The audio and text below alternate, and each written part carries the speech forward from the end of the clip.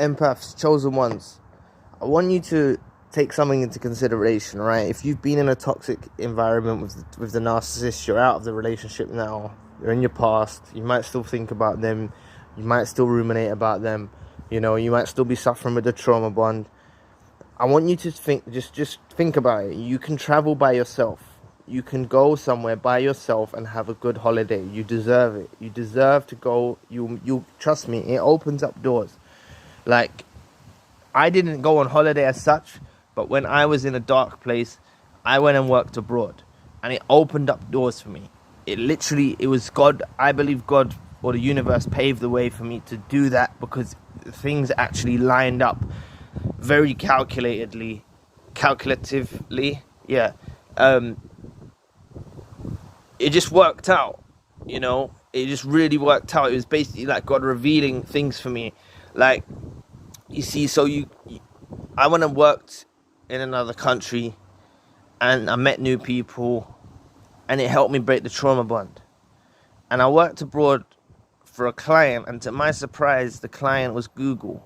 I wasn't paid a lot. It was just a regular electrician's job, but they paid for your hotel and your provisions. But the client, I worked for a company, but the client that we was actually working for, who was building the infrastructure for, was for one of Google's data centers. And I could still get back into that work now, but with Brexit, it was actually as soon as Brexit happened, around Brexit time, when Britain exited Europe, it was around that time when I was working over there. So it's a bit more complicated now for me to work over there. You have to get the visa and all of that stuff, but I can do it if I want, but they pay for your hotel and you get to be in another country. So it was like I actually got to live abroad for a few months, 3-4 months. I got to live abroad, and I wasn't paid an awful lot, but I was paid slightly more than what I normally get in London. And plus, but you have the expense of living expenses, which is food and stuff like that out there, so it's not like you're just at home where you can just whack something in the oven. You have to do a lot of shopping and stuff. But it gave me a chance to really enjoy life, I got to see a different culture, I got to meet new people, I got to work in another place, I got to learn some of the language. I've always been fascinated by the French language and stuff like that, and in parts of Belgium they speak French. That's where I went to Belgium. But what seemed to strike a chord with me is when the coronavirus hit and I come back, I had an epiphany, right, to start up a business. And then I began to use Google Ads to promote my business. So therefore it was like a full circle, you see what I'm saying? Like, I worked for Google, they paid me money, and the client paid me money. Then I ended up giving that money kind of back to them through paying for advertisement using their services. But that promoted my business for the time when I was running that business. And what I'm trying to say to you is, had it not been for coronavirus, I was ready to go to Finland. That was the next place I was going to go. I was going to go to Finland, right? And had it not been for coronavirus striking, so an unleash of a deadly virus as such, I know some people don't believe in it, some people do, or whatnot, whether it was population control or whatever they were doing, I don't really know. I don't really fear coronavirus. I haven't been vaccinated or anything like that. So for all you pro-vaccinators, we don't need to get into that debate here on this channel, but I didn't kind of believe I need to be vaccinated for it. A lot of people was actually scared, and it's very funny how it's kind of just been swept under the rug now.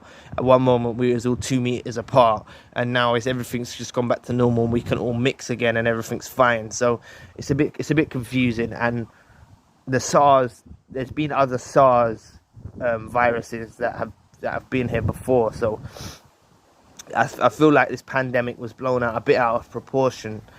And it was just what happened in the end. It was like masks and rubber gloves and hand gel went up in sales.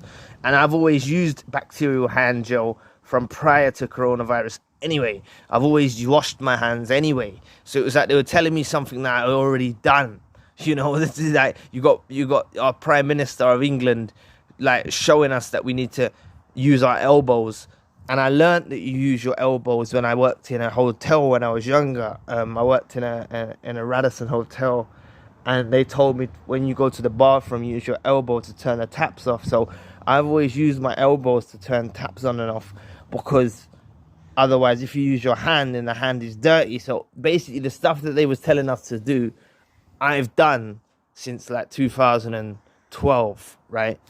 And sorry, I've gone off topic here, but I want you to know it gave me a newfound spirit. I found a newfound spirit at the time that I went abroad, and I want to encourage you to, even if you just book, you might not be financially able to at the moment or stuff like that, but you could do a couple days away. You deserve it. Book a weekend away, even if you just go to the beach. Weekend away, you deserve it. You should enjoy it.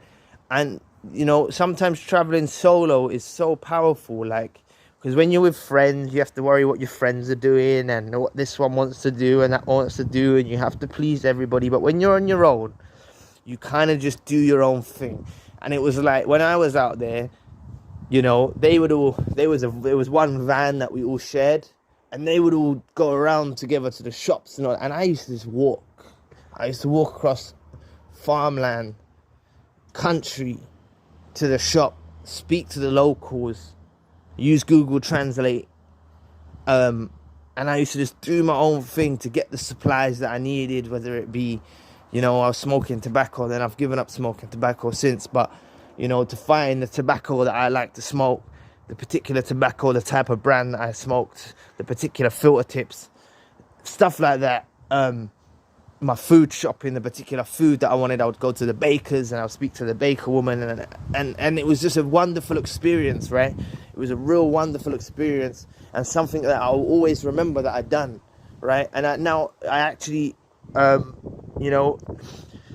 was considering when the business that I started up in England, because it's a bit of a grey area in England, I was considering to move back to Belgium, because you can operate that business that I was doing out there. It's not a grey area. It's perfectly fine to do that business out there, you see. But I want you to know, just do these things. Just forget about the narcissist, man. They're not your soulmate. They're not your companion. You can actually achieve things in this world without them that you don't even realize. They were holding you back from, I'm telling you, they held you back from reaching your potential. So I encourage you to go for a weekend away, or book a week away. Or if you're financially able, book a month away somewhere. Go traveling, do something on your own. It's so liberating. It is so liberating and so powerful. I remember I used to just, every night in the evening, I used to go to this pizzeria. And I would sit, there wasn't just a pizzeria, but they'd done really nice pizza. The best pizza I've ever had in my life, right?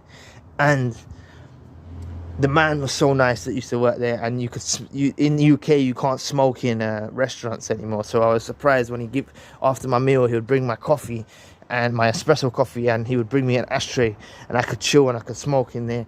And he was a really nice man. And if I ever go back there to visit, I would always go back to that pizzeria. And I'm sure he'll remember me, because I've got away with people why he'll remember me, and I think that he'll remember me.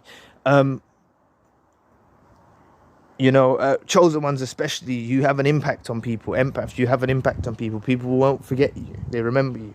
Even the narcissist, they'll remember you. They'll never forget you.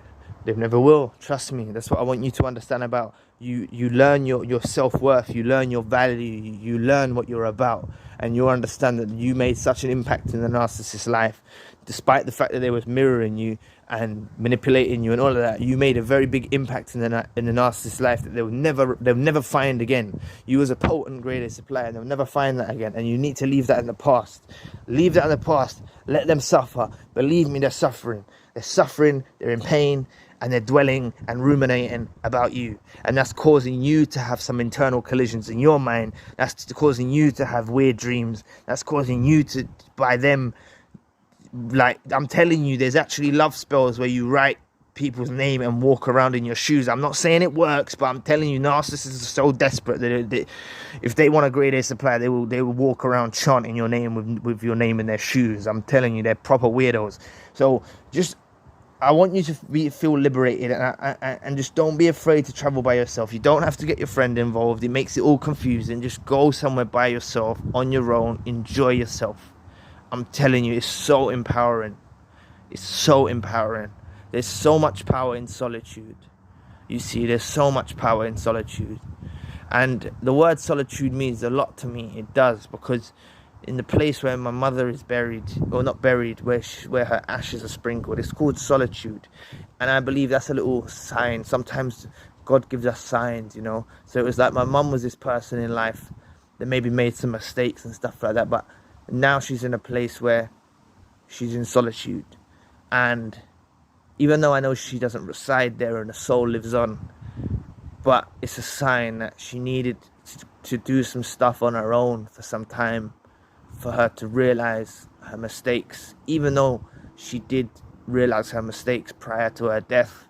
And it's actually what led to her death and her demise, was the mistakes she'd made and her guilt, and she suffered severe consequences as of that. You know, she did suffer very badly through her mistakes. But my dad stayed firm, door slammed, bolted and welded shut, and didn't let my mother back, because he realized one day when he looked at it, he thought, what the hell am I doing? You know? And that's what I want you to be like. What the hell was we doing with that dusty weirdo, man? You know what I mean? That's the outlook I want you to have. So go on, treat yourself, enjoy yourself. Even if you just go for a spa weekend, or you go somewhere, do something, you know. And if you haven't got the finances at the moment, build up to it, look forward to it, and plan for it in the future. So anyway, thank you for watching today. Please press the like and the subscribe button. If you would like to donate to the channel, you can find the link in the description box. And if you would like a one-to-one session with myself, you can find the link in the description box.